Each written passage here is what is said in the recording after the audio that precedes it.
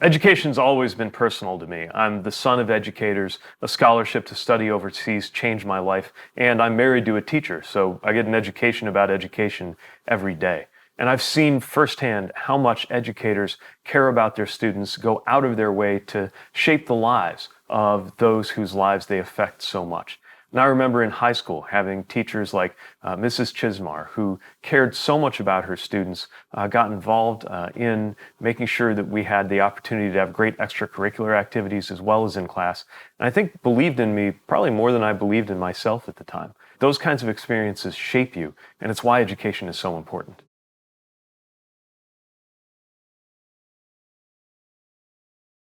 My vision is for a future where every child in America has access to excellent public education. We got to make sure that your zip code or your background don't determine your success, and so much of that depends on our schools. It's why we've got to make sure we continue to recruit excellent, diverse, talented teachers for the future, and it's why we need to make sure that the teaching profession is well respected and better compensated. I'll be getting to work on this from day one by appointing a Secretary of Education who believes in public education and will continue to make sure that we have the funding and the support that our educators need to do a fantastic job of preparing a future generation.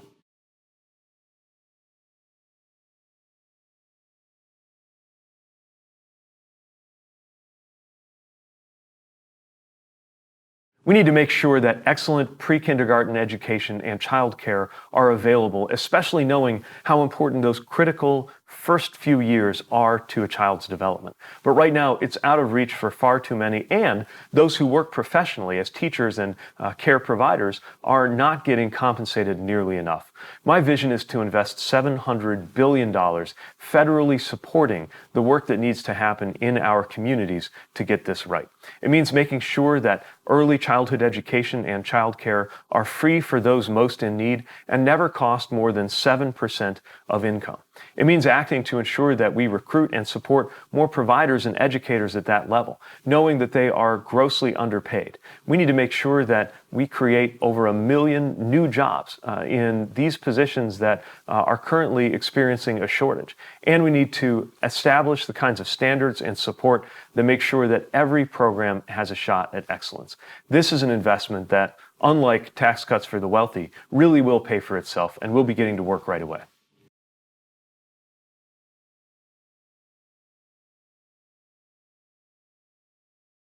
In order to have excellent K through 12 education, we got to be willing to invest in it. It's why I'm proposing a major increase in Title I funding to help smooth out the effects of our current funding system, where often it's those who are most in need who get the least support. We got to make sure we support teacher pay and in particular close the teacher wage gaps in those Title I schools where we need such excellent educators to continue to grow their careers. We need to expand flexibility and creativity in the classroom, knowing how much education and the needs for what our students are going to face in the future are changing going into the 21st century. And we need to make sure that all of this is backed by a culture of excellence where we lift up and support the teaching profession and our belief in excellent public schools.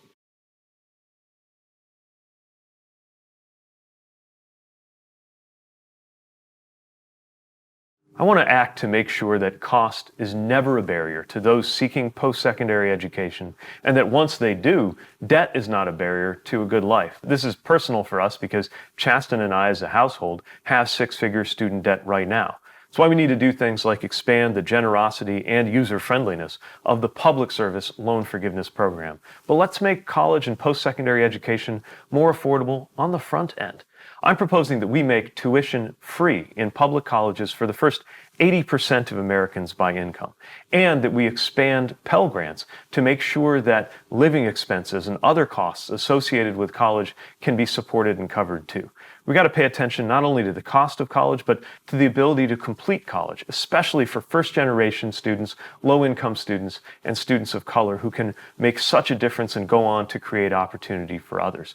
And we got to make sure we recognize that it's not just about four-year college programs, but that we're expanding opportunities for career training, community college, and apprenticeships. If we do all of these things together, it's an investment in the future for everybody, and it will make sure that education meets its greatest promise of creating opportunity for all.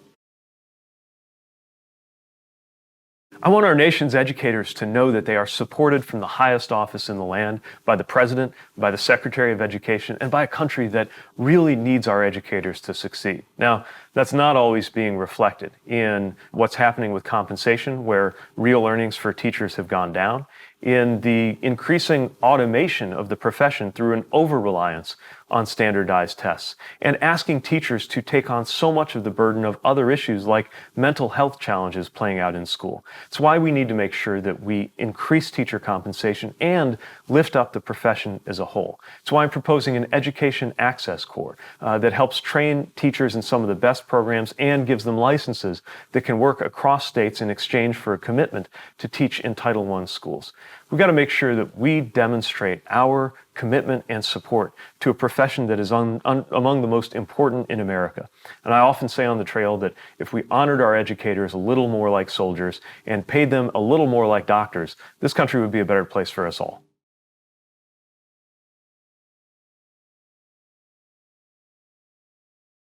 Education can either be the great equalizer that erases gaps in equity in our country, or it can reinforce those patterns of inequity. Right now, because of the way funding works and other problems in our system, often we find that inequity in education helps perpetuate racial and economic inequality in our country.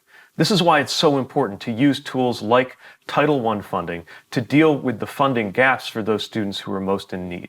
It's why we have to have intention about racial inequity and inequality, including using Title II to make sure that we have more diverse teachers in the future, and using Title I teacher compensation to ensure that we are supporting teachers doing great work for the students most in need.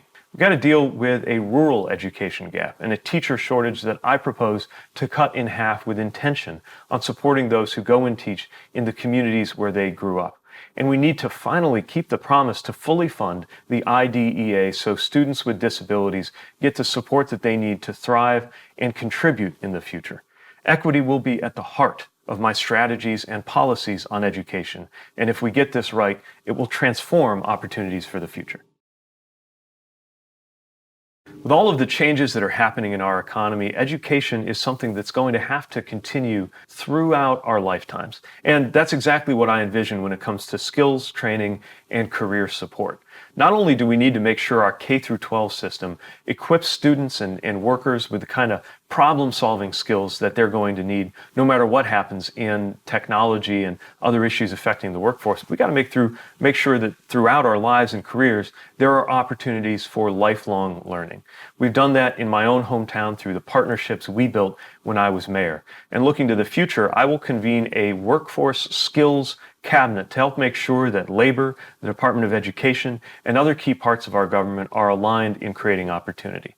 It means expanding access to apprenticeships. It means supporting hubs in rural areas that can create those kinds of post-secondary and career education opportunities that are so important to getting ahead.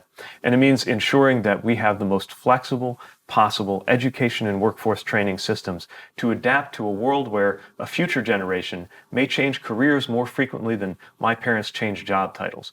We can and should prepare for all of this, and it starts by ensuring that we've got systems and plans in place for the future and the flexibility that's going to be required to deliver.